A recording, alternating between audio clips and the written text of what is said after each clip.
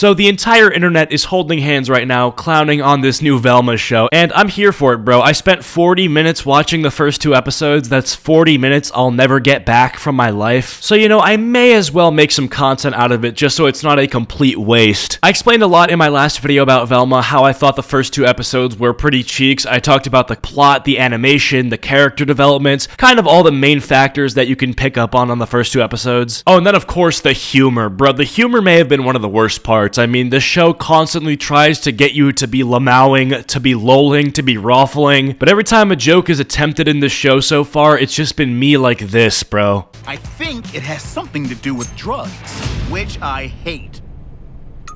Very funny stuff. Expressionless, emotionless, void of any sort of emotion whatsoever, and you have to think about the fact that you had an entire script writing team where they're working a job where they literally bounce ideas off of each other to try to write something into existence that could ideally lead to an audience member producing some sort of a chuckle, but that simply isn't happening. But yeah, I said all of this in my last video, and nothing that I'm saying right now really adds to the Velma discourse. The unanimous take from anybody who's watched it so far is that it sucked. Anyone who actually thinks it's good is either lying, trying to be different, or actually has no idea what good entertainment looks like. You know what, this would actually be a good test. Let's take anybody who unironically enjoyed Velma, okay, and allow them to, take a week off of work, get a week of excused absences from school, and just let them watch Breaking Bad, okay? And then after that week, ask them what they thought of Velma again. It'd be like asking a former meth addict homeless person who now lives in a multi-million-dollar mansion if they want to go back to being a meth-addicted homeless person. The answer is obviously no. Once you show them that there's good entertainment out there, they quite literally will not revert to their old ways. It's like I knew a kid whose only point of reference for gaming was the no internet Chromebook dinosaur hopping game, and then one day I showed him Fortnite, changed his life forever. It's the same sort of logic, but anyway, today I wanted to actually take a look at the official Velma TV show Twitter account. I want to see how they're rolling, because obviously nobody likes the product they've made, nobody likes the media that they've produced. So like, what are they doing? Are they responding to criticism? Are they addressing any sort of complaints? Like, what are they doing? So I check on the account,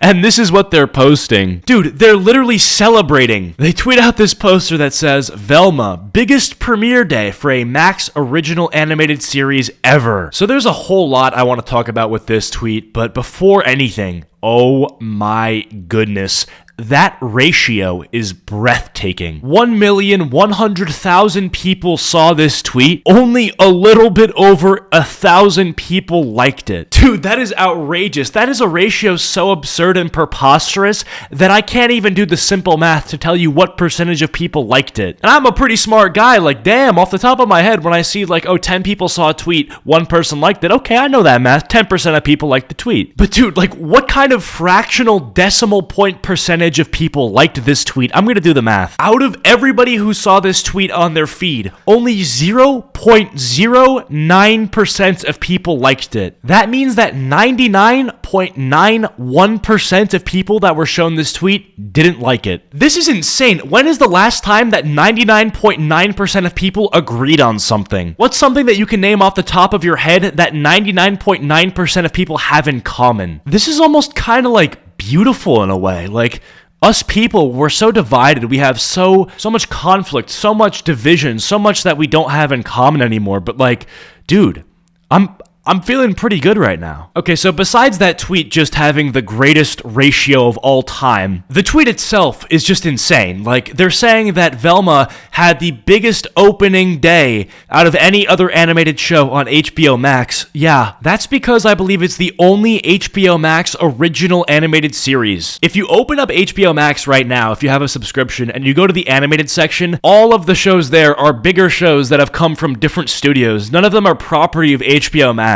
And a large majority of the shows that you can watch on HBO Max are available to be streamed on other platforms. It's like, yeah, if you have a show that you can only watch on your platform, and then you're gonna brag about it being very popular on your platform, are you gonna be surprised? Like, what? But on top of that, they're celebrating that it's very popular, but popularity does not mean it's well-liked. Everybody who I know that watched Velma was hate-watching it. They just wanted to see how terrible it would be. It's like Morbius, for example. Morbius was a terrible film, but it became very popular to clown on the internet. It became so popular, in fact, that people on the internet were able to gaslight Sony Pictures into putting it back into theaters after they pulled it because it was doing bad. I guess if they want to look at it from the perspective of like all publicity is good publicity, then, I guess go for it. But you guys are supposed to be making like a good series. Like, look at Nikocado Avocado. That guy has 3 million subscribers or something like that, and his videos get millions of views. Do you think anybody likes what he's doing? The fact that he's like on camera eating as much crap as possible, treating his body like a garbage can, eating enough food that could feed a family of 5 for like a week within the span of 30 minutes to an hour. He gets more views than a lot of YouTubers that I watch and enjoy. That means nothing. It doesn't mean that he's actually well liked or respected. He's getting clowned on every second of the day. Like, I guarantee you right now, somewhere in this country, someone's like, bro, look at this beast that I found. Look at the way that he eats. Look at how much food he's eating. Yeah, he has attention and he has a name. People know who he is, but I don't really think it matters. You shouldn't be looking at this from the lens of like, oh, are we getting enough hype? Are we getting like lit tonight? No, it should be like, okay, we're putting in resources to make a better script, to write better jokes, to make a better plot. Because I mean, think about it, right? Like, you had all these viewers that you're bragging about watching your show on opening day, mostly to hate on it. Imagine if you, I don't know, pleasantly surprised them, like you actually presented them with a very good storyline with good likable characters and funny jokes. Then I feel like you'd have a reason to brag about your numbers. But this tweet just feels like that one Wojak where it's the guy pretending to be happy when deep down he's like losing his mind. And I feel like that's what you guys are doing. If everybody at the Velma production team was being honest, they'd say something like, what are we doing?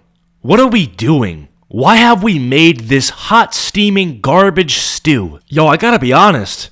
This show sucks. But you guys aren't doing that. You're bragging about your numbers. You're getting all of the actors involved with your show to say positive things about it on their own personal social medias. You're ignoring all of the criticism, which you can't even claim you don't see or hear because it's literally everywhere. The 24,000 IMDb ratings, the ratios on your Twitter accounts, the dislikes on your YouTube videos. What is the harm in actually listening to what your critics have to say? Like, I like Scooby-Doo. I want this to be a good show. I'm not just some random guy who hopped on the hate train because I hate it. When this first got announced as a show, before we even knew about like the race swaps that they were doing with the characters or anything, I was like, oh, that's cool, I'll give this a watch. But then as time passed, they basically did the equivalent of leaving the chicken in the oven for too long and it's now burning and your entire apartment's on fire and you have to leave the dog behind in the burning building and the dog dies and it's just like a bunch of sadness, lost dreams, sleepless nights. It's just depression, bro. And I just have questions, bro, because like, who is writing this stuff? Because, dude, I feel like if it was me and 4 of my friends, we could have genuinely, and this isn't like a joke or an exaggeration to make a point,